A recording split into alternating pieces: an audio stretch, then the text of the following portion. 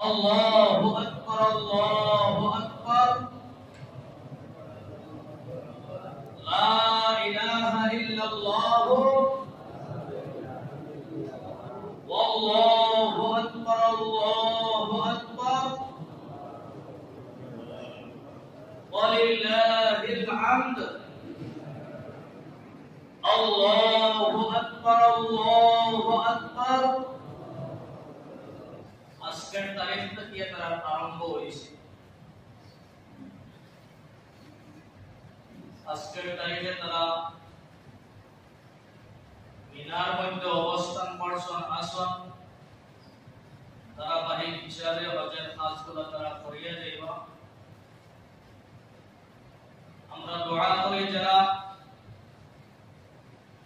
হজের মধ্যে গেছেন, আল্লাহ নিছেন তারা হজের হজ্জে মাবরুর, জিয়ারতে মকবুল নসিব করতা। আর তারা যখন মকবুল জায়গাগুলোর মধ্যে দোয়া করবা, আজকে থেকে লিয়া 5 দিন পর্যন্ত তারা হজের আহকাম আরকান জারি রাখবো। তারা যত জায়গার মধ্যে দোয়া করবা, আল্লাহ আমরার কথা তারা দিলখানা ফলাইয়া দিতা। সবাই বলেন আমিন। আমার দোস্ত বল, বুজুর্গ বল, এই পবিত্র জিলহজ মাস আমরা কাছে উপস্থিত, আমরা কিছু করণীয় আছে, কিছু খাসও পালন আছে।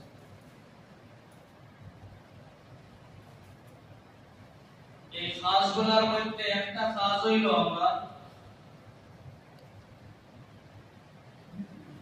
ঈদুল আযহা,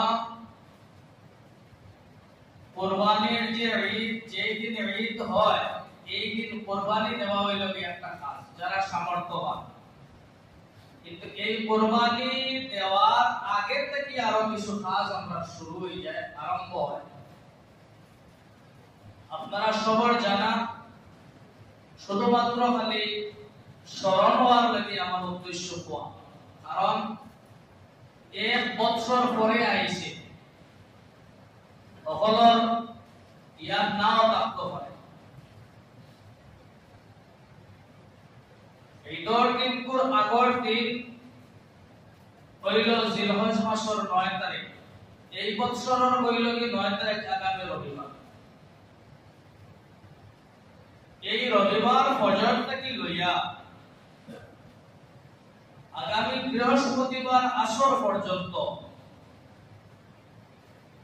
একটা তাকবীর প্রত্যেক ফরজ নামাজ পড়ার পরে আমরা এবং আমার মা বোনের লোকল যারা উপযুক্ত, যারা উপরে নামাজ পড়ছ, প্রত্যেকের উপরে এই তাকবীরটা একবার পড়া হইল। আগামী রবিবার ফজর থেকে আরম্ভ হইব, আর আগামী বৃহস্পতিবার আসরের নামাজ পড়ার পরে এই তাকবীরটা পড়িয়া শেষ হইব।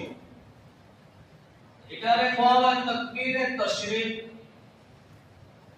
আর এই তাকবীরে তাশরীক হইল কি ফার্স্ট দিন জিলহজ মাসের 9 তারিখ থেকে আরম্ভ হইব। 9, 10, 11, 12, 13, 9 জিলহজ ফজর হইতে 13 জিলহজে আসর পর্যন্ত, অর্থাৎ আগামী রবি, সোম, মঙ্গল, বুধ, বৃহস্পতিবার আসরের নামাজ পড়িয়া ফরজ পড়ার পরে এই তাকবীরটা পড়িয়া শেষ হইব। এটারে তাকবীরে তাশরীক হয়। প্রত্যেক মুসলমান বেটায় বেটি যারা উপরে নামাজ পড়ছ, তারা উপরে ফরজ নামাজ শেষ হওয়ার সাথে সাথে এই তাকবীরটা পড়া হইল ওয়াজিব। বেটাইতে উচ্চ সুরে, বেটিতে আস্তে আস্তে পড়বে। এই তাকবীরটা আমি কইয়া দিয়া আপনারা আমার লগে কইবা, যদি স্মরণ তাকে তো ভালো, আর যদি মনে করেন পুরো পড়ে যায় পর লগে লগে তাই দিব ইনশাআল্লাহ। আপনারা কইবা লা ইলাহা ইল্লাল্লাহু ওয়াল্লাহু আকবার, আল্লাহু আকবার, ওয়ালিল্লাহিল হামদ। আল্লাহু আকবার, আল্লাহু আকবার, আল্লাহু আকবার, আল্লাহু আকবার। লা ইলাহা ইল্লাল্লাহ, লা ইলাহা ইল্লাল্লাহ। ওয়াল্লাহু আকবার, আল্লাহু আকবার, ওয়ালিল্লাহিল হামদ। ওয়ালিল্লাহিল হামদ। এই তাকবীরটা পড়ার চেষ্টা করো, এটা ওয়াজিব, যদি ছাড়ো গুনাহগার হইবা। চাহে মসজিদে জমাতে পড়োকা, চাহে বাড়িতে দেখা পড়োকা, চাহে বন্ধ পড়োকা, চাহে জঙ্গল পড়োকা, যেন নামাজ পড়িবা না এটাও সালাম ফিরাতে পরেও এই তাকবীরটা একবার পড়া ওয়াজিব। আল্লাহ পাক রব্বুল আলামিন আমরা প্রত্যেককে এই তাকবীরটা আদায় করার তৌফিক দান করুন, কাছে পড়ে আমিন। দ্বিতীয় নম্বর বড় হইল ঈদের দিন হইল গিয়া এই মাসের 10 তারিখ, আগামী সোমবার। এই সোমবার পর আগের দিনের নাম হইল রবিবার, জিলহজ মাসের 9 তারিখ। এই 9 নম্বর তারিখ, জিলহজ মাসের 9 নম্বর যে তারিখ, এটাকে ইয়াউমে আরাফা বলা হয়, আরাফার দিন। এই আরাফার দিন সম্পর্কে আল্লাহ রাসূল সাল্লাল্লাহু আলাইহি ওয়াসাল্লাম ফরমায় যে মানুষ এই আরাফার দিন রোজা রাখবা, এই মানুষের আগর 1 বছর এবং পিছর 1 বছরের গুনাহে আল্লাহ মাফ করিয়া দিলে বলে সুবহানাল্লাহ। এই আরাফার দিন একটা রোজা রাখার চেষ্টা করবা, আর বিশেষ করিয়া বাড়ির মধ্যে গিয়ে আমার মা বোনদের কাছে কইবা যে আরাফার দিন রবিবার, এর আগের দিন হলো শনিবার, শনি রবি 2 দিন যদি রাখতে একজোড়া রোজা বাবা। এই আরাফার দিনও আমরা প্রত্যেককে এই রোজা রাখার আল্লাহ তৌফিক দান করুন, কাছে পড়েন আমিন। এরপর হইল গিয়া ঈদুল আযহার দিন, ঈদের দিন। এই দিনটা হইল গিয়া কুরবানির মাধ্যমে খুশি করার দিন। আর এই দিন হইল কুরবানি দিয়া কুরবানির মাধ্যমে আল্লাহর নৈকট্য করার দিন হইল। আপনারা যারা কুরবানির যন্ত্র লইছেন, আল্লাহ পাক রব্বুল আলামিন আপনারা এই কুরবানির কবুল করুন। এই কুরবানি আপনারা দিবা, কুরবানি মাংস যেটা আছে এই মাংসরে আপনারা 3 ভাগ করবা। মুস্তাহাব হইল কি 3 ভাগ করা, 1 ভাগ নিজর, 1 ভাগ আত্মীয় স্বজন, 1 ভাগ হইল গিয়া মিসকিন আল্লাহ, ফুকারা আল্লাহ। এই 3 ভাগ করিয়া আপনারা মাংস বাড়ি বাইরে হইল মুস্তাহাব, সওয়াব। এরপরে দেখেন এই যে কুরবানি, কুরবানি দেওয়ার আগে প্রত্যেকে নিয়ত ইরাদাটা ঠিক করা মুনাসিব। কারণ যে কোনো মানুষে আল্লাহ রাসূল সাল্লাল্লাহু আলাইহি ওয়াসাল্লাম ফরমায় নিয়াতুল মুমিনে খায়রুম মিন আমালিহি। মুমিনের দিলের যে ইরাদা, এটা তার খাস থেকে তার আমল থেকে আমার, অর্থাৎ তার উদ্দেশ্য যদি ভালো থাকে, নিয়ত যদি ভালো থাকে, তাহলে মানুষ আমল করব, সওয়াব পাইব। আর উদ্দেশ্য যদি ভালো থাকে না, সওয়াব পাইতা না। যেমন কুরবানি, এই কুরবানি দেওয়ার উদ্দেশ্য যদি থাকে মাংস খাওয়া, কুরবানি হইল এই উদ্দেশ্য নিয়া 7 জনের লগর একজন যদি এই উদ্দেশ্য নিয়া যদি কাপড় শরীক হয়, তো বাকি 6 জনের কুরবানি নষ্ট হয়ে যাবে। যার কারণে আমরা উদ্দেশ্য থাকতো, নিয়ত থাকতো যে আল্লাহর নৈকট্য লাভ করা, আল্লাহর রেজামন্দি হাসিল করা। কারণ এই যে কুরবানি, আমি গত শুক্রবারে কইছি যে প্রত্যেক নবী হকর উম্মতদের মধ্যে এই কুরবানি দেওয়ার বিধান আসিল। আর আমরার নবী মুহাম্মদুর রাসূলুল্লাহ সাল্লাল্লাহু আলাইহি ওয়াসাল্লাম উম্মত হলোর উপরে এই বিধান জারি আছে। অন্যান্য ধর্মাবলম্বী মানুষের কাছেও তারা এই কুরবানি জন্তু জবাই করা, কুরবানি দেওয়ার এটা আছে। যেমন আল্লাহ রাসূল সাল্লাল্লাহু আলাইহি ওয়াসাল্লামের জামানা মক্কার কিছু মুশরিক হলে, কিছু কুফার হলে তারা কুরবানি দিছে, জন্তু জবাই করছে, করিয়া তারা এই জন্তুর রক্তগুলারে নিয়া কাবা শরীফের দেওয়ালের মধ্যে, ওয়ালের মধ্যে নিয়া লাগাইতো, লেফিয়া দিত ওয়ালের মধ্যে। আর তারা এটা বড় পুণ্যর কাজ, বড় সওয়াবের কাজ মনে করত। এটা রব্বুল আলামিন জানাই লান ইয়ানালাল্লাহ লুহুমুহা ওয়ালা দিমাউহা ওয়ালাকিন ইয়ানালুহুত তাকওয়া মিনকুম। রব্বুল আলামিন ফরমায় এরা কুরবানির জন্তুর রক্ত এবং মাংস আল্লাহর কাছে কখনো পৌঁছে না। কি জিনিস পৌঁছে? ওয়ালাকিন ইয়ানালুহুত তাকওয়া মিনকুম, তার দিল অন্তরের যে পরহেজগারি যেটা আছে ওটা গিয়া রব্বুল আলামিনের কাছে গিয়া পৌঁছে। তাই আমার দোস্ত বল, আমার বুজুর্গ বল, আমরা যারা কুরবানি দিবা এরা অন্তর দিলের মধ্যে কিটা আছে ওটা গিয়া রব্বুল আলামিনের কাছে পৌঁছে। যার কারণে আমরা নিয়ত ইরাদা আমরা ঠিক হইতো, আল্লাহ পাক রব্বুল আলামিন এই ইরাদা আমরা ঠিক হওয়ার তৌফিক দান করুন। সবাই বলেন আমিন। এরপরে একটা কথা, ঈদের দিন যারা কুরবানি দিবা, বালা কিছু মানুষ তখন কুরবানি দেয় না, সামর্থ্য নাই, আমরা দিতাম পারি না। এই দিন আমরা খেয়াল রাখা দরকার। ও জিনিসটা খেয়াল আমরা রাখতাম, আমরা পাড়া প্রতিবেশী মানুষ যারা সত্তরার দিকে আমরা খেয়াল করতাম যে আমি আমার ঘর খানদেশ পিঠা, পালা কাপড়, পালা কানে কুরবানির মাংস, ভরপুর সবকিছু আমার ঘর, আমার লাগা বাড়ি, আমার লাগা ঘরের মানুষ এ পাইলনি, এ খারনি, তার ব্যবস্থা হয়েছে নি, এটা আমরা খেয়াল রাখতাম।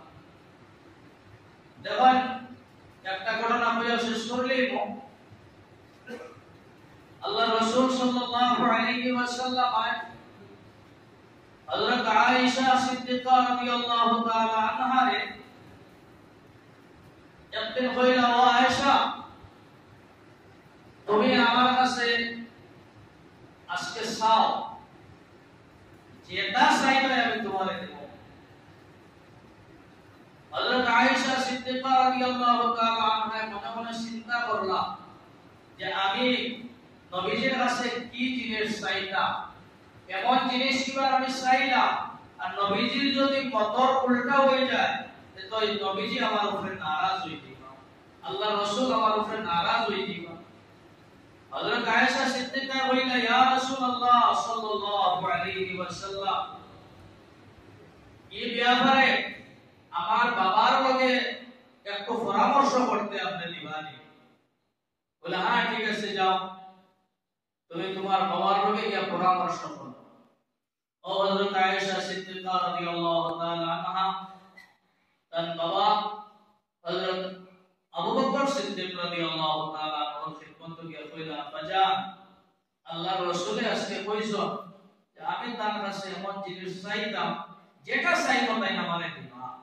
আব্বাজান, আপনি কইছেন আমি কিতা চাইতাম নবীজির কাছে।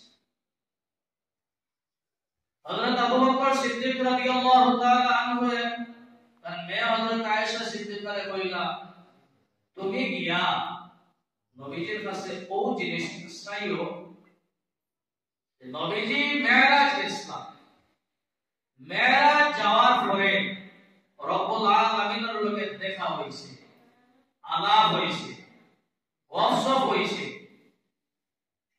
ওখান থেকে তুমি খুঁজো যে আল্লাহ আর রাসূলের মধ্যখানে গোপন মাপ কোনখান হইছে ওখানটা ও হযরত আয়েশা সিদ্দিকা রাদিয়াল্লাহু আবার আবু বকর সিদ্দিক কইয়া দিছেন যে তুমি যে যেখান কইবা উত্তর যেখান দিবা তুমি কইলা আমার কাছে আইয়া কইবা হযরত আয়েশা সিদ্দিকা রাদিয়াল্লাহু তাআলা আনহা নবীজির খিদমত কইয়া কইলা ইয়া রাসূলুল্লাহ সাল্লাল্লাহু আলাইহি ওয়াসাল্লাম আমি ও জিনিসটা চাইয়া মেরাজের রাতে আল্লাহর সঙ্গে আপনার যখন সাক্ষাৎ হইছে ওয়াসফ হইছে আল্লাহ আপনার মাঝখানে লুকায় মাপ কুফর মাপ কোনখান হইছে ওখানটা নবীজি মুসকিয়া শিখিয়া কইলা কুফর মাপ কান কইলে এই ভিতরে কান কুফর রইব এখান তো লুকায় রইব না ও নবীজি কইলা আয়েশা আল্লাহ আমারে ও কথাটা কইছো যে কোন মানুষের বান্দা দিল পুরাটে দিল বান্দা দিল রে যদি কোন মানুষের যদি জোড়া লাগাই এই মানুষ কিয়ামতের দিন সোজা বেহেশতের মধ্যে যাইব হযরত আয়েশা সিদ্দিকা এই কথা এখন শুনিয়া তার বাবা হযরত আবু বকর সিদ্দিকের কাছে গেছেন গিয়া কইছেন আব্বাজান নবীজি ও কথা কইছেন যে কোন মানুষের যদি কোন মানুষের বান্দা দিলে যদি জোড়া লাগাইতে এই মানুষ কাল কিয়ামতের দিন সোজা বেহেশতের মধ্যে যাইব এই কথা শোনার পরে হযরত আবু বকর সিদ্দিক খান্দা আরম্ভ করছেন আয়েশা সিদ্দিকা জিজ্ঞাসা করেন আব্বাজান আপনি খান্দা কেন এটা বলিয়া এ আবার এটা আপনি তো আপনার জীবনের মধ্যে অনেক বান্দা দিলে আপনি জোড়া লাগাইছেন আপনি কেন কান্দন বলে আয়েশা নবীজি কইছেন আল্লাহ তার মাঝখানে কথা হইছে গোপন মা যে কোন মানুষের যদি কোন মানুষের বান্দা দিলে যদি জোড়া লাগায় বেহেশত যাইব যদি এরকম হই যায় যে কোন মানুষের যদি কোন মানুষের দিলে যদি বাঁধে এগো সোজা দুজখের মধ্যে যাইব যদি হই যায় তার বিপরীতটা তো হওয়ার সম্ভাবনা আছে হযরত আবু বকর সিদ্দিক রাদিয়াল্লাহু তাআলা ফরমায় মাগো আমি আমার জীবনে অনেক মানুষের বান্দা দিলে আমি জোড়া লাগাইছি ঠিক আছে কিন্তু আমি আবু বকরে জানি না যে আমার অজান্তে কত মানুষের দিলে আমি ভাঙিছি আমি জানি না যদি আল্লাহ ধরিলায় তো আবু বকর জবর করতে যাইব আমার দোস্ত আমার বুজুর্গ হল যার কারণে আল্লাহর রাসূল সাল্লাল্লাহু আলাইহি ওয়াসাল্লাম ফরমায় তোমার ঘরের মধ্যে যদি তুমি মাংস রাঁধো নবীজি ফরমায় ও মাংস রান্না যে করবে ওর মধ্যে এক গ্লাস করে পানি পুরো বেশি দিও তোমার লাগাগড়ের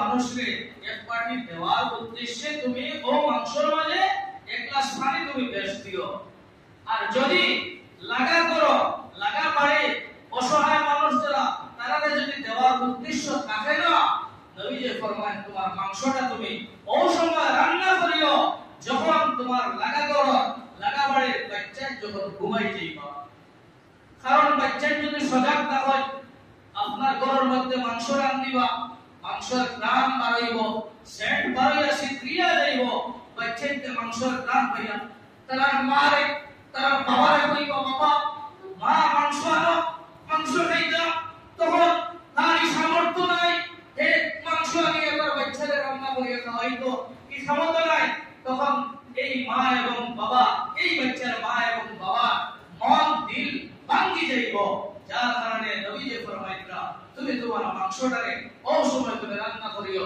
যখন লাগাগড়ের বাচ্চা ঘুমাই যাইবা আমার দোস্ত আমার বুজুর্গ হল আজকে ঈদ সামনে ঈদের দিন আমরা যা সামর্থ্য আছে তা অনুযায়ী আমরা তো খুশি কর্ম যারা কোরবানি দেওয়ার সামর্থ্য আছে দিবা আর যারা নাই বিশেষ করে গ্রামের মহল্লা এলাকা প্রতিবেশী যারা অসহায় মানুষ আছে এরা থেকে খেয়াল রাখার চেষ্টা করবা আল্লাহ পাক রব্বুল আলামিন আমরা আমাদের তৌফিক দান করুন আমিন ওয়া আলাইনা ওয়া আখিরু